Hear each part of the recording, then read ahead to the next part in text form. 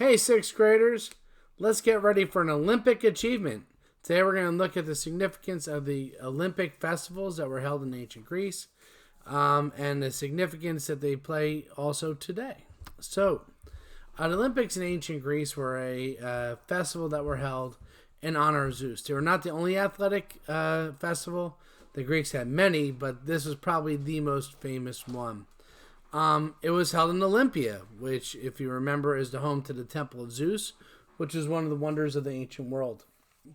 It was in a lot of ways the religious center of ancient Greece. It was a holy place for all city-states. Hence, it was a place where athletes from all the Greek city-states would come to participate, even those at war. Say Sparta and Athens during the Peloponnesian War would still compete when it came time for the Olympics. They had laid down their weapons, and they would, in the spirit of competition, allow each other to travel to Olympia, wouldn't interfere, and would compete against one another. And then when the Olympics is over, the war would begin. But they declare an armistice during the Olympics every single time because to them, honoring the gods was more important than whatever quarrel they had. Weird fact. All the events were done in the nude. The Greeks, as we mentioned in the art lesson last time, were very fond of the human body. Thought it was the greatest creation of the gods. So in order to honor the gods' greatest creation, they would show bodies doing extreme athletic events to show the extremes of the human body. Glad that that's not still going on in the Olympics of today. And the Olympics in ancient Greece went on for over 1,000 years, even after the Greeks were conquered by Alexander the Great and the Romans. This continued for a very long time. Even parts of the Roman Empire competed in the Greek Games. This all ended when Emperor Theodosius I, the first emperor to make Christianity the official religion of the Roman Empire, who saw the games as a celebration of the pagan gods, banned all the games. And they didn't continue again until 1896 CE, so sometime later. Let's take a look at some of the events. There were 4 different running events at the Olympics, and each of them involved running a certain distance. There was a sprint, which was like a speed test, which was a huge event for the Greeks to see who was the fastest man in all of Greece. And they would run 200 meters, basically the length of the stadium and then back. They also had more of like distance type races, and one that involved carrying a shield and a helmet. Again, shield and helmet, no clothes. Very odd. Another event is the long jump. And if you look, it looks like this guy is holding like 2 like saxophones or old-timey phones in his hands. Those are actually weights. And they would swing them above their heads to take off and then threw them behind them to when they were landing. This essentially was a way of getting momentum for the jump to kind of carry them further. A number of these throwing events should look familiar because they're still in the Summer Olympics today.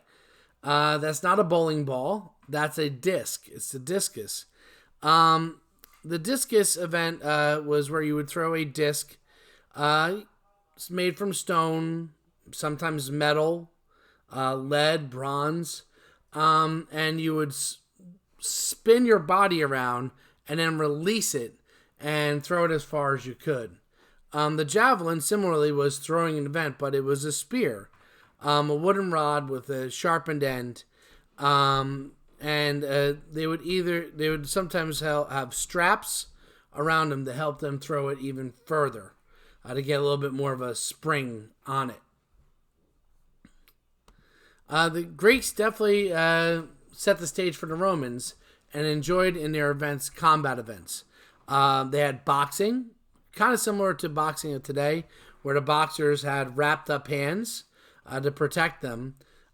Different, their boxing gloves often had metal inside of it to make those punches even worse. Yeah, basically they're beating each other up with brass knuckles. Nice. And unlike boxing of today, where it was a timed event, a boxing match would go on until somebody was either knocked out or gave up. So these boxing matches in ancient Greece could be bloody and grueling.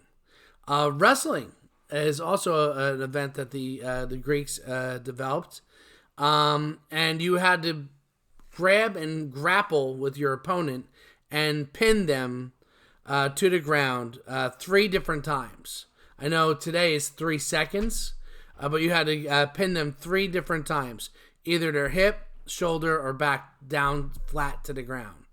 And then last but not least, the Pankratron, which is not in the Olympics today, but the closest thing you can find to it is MMA style fighting. Basically, it was anything goes. Wrestling, boxing. The only rule was that you couldn't bite and you couldn't gouge the eyes and nose. Other than that, if you could hurt somebody, you could do it. Sounds like a very rough match. There's also equestrian races. They had a few different types of chariot races that made up the events. And it was the owners of the chariot, of the horses, that would get the honor of as being the winner, not the riders. But at least the horse gets honored somehow. Now, not all the events of the ancient Greek Olympics were athletic. There was a lot of musical events. A number of the games would have music competitions between the different city-states leading into the events, and there was actually a number of musical events that would also take place throughout the temple and so on and so forth. So they would compete against each other artistically as well as athletically. Pretty groovy. The Olympics today kind of began in 1896, and it was held in Athens. Not Olympia, but in Athens, so close, the modern capital of Greece. And it was born out of that desire that they wanted to have that same spirit of friendly competition between nations. This is where we see in the 1800s the rise of different nation states around the world, and they wanted to show that even though often they were competing and at war with one another, that all humanity could, in the spirit of competition, lay down their swords and compete to see who was the best at different events. The Olympic flame was part of the ceremony in ancient Greece. There was a flame to honor Hestia, the goddess of the hearth, that was kept in Olympia. And today, a flame is kept ever burning in Olympia. And each year, a torch carries that fire from Olympia all the way to the Olympics at each year. You see here when the Olympics was held on the 100th anniversary in 1996 in Atlanta, Georgia, when it's a big honor to be allowed to carry the flame for your country. And the final person to carry the flame that year was one of the greatest American athletes of all time, Muhammad Ali. Many of the events that we see from the ancient Greek Olympics still exist in many different forms today. For example, here you see Usain Bolt doing the sprint, fastest man alive. There's boxing, wrestling, discus and javelin throwing. No Pankratron, but MMA keeps getting more popular. Who knows?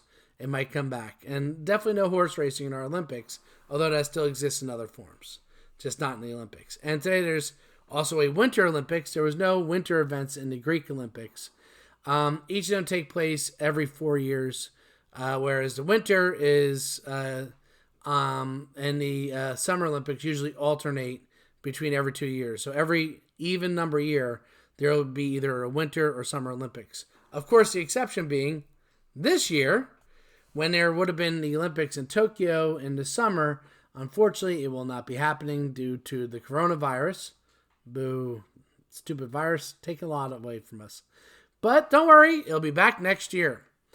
So it wasn't canceled, it's just postponed.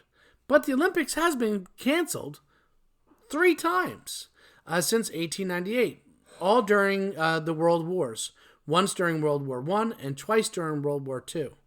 And the U.S. Has also pulled out of an Olympics before. In 1980, we pulled out of the Summer Games as a protest against our biggest rival nation, the Soviet Union, and their invasion of Afghanistan. So, my question for you, and trying to keep with the Greek spirit when they would lay down their swords and not stop their combats and have an armistice during the Olympics, should all nations, regardless of whether or not they're at peace or at war, be willing to participate in the Olympics? Or if you're at war with a nation, should you be willing to compete in a friendly competition of athletics against them? What do you think? I look forward to reading your answers. Have a marvelous, marvelous day, and get some exercise. Be an Olympian.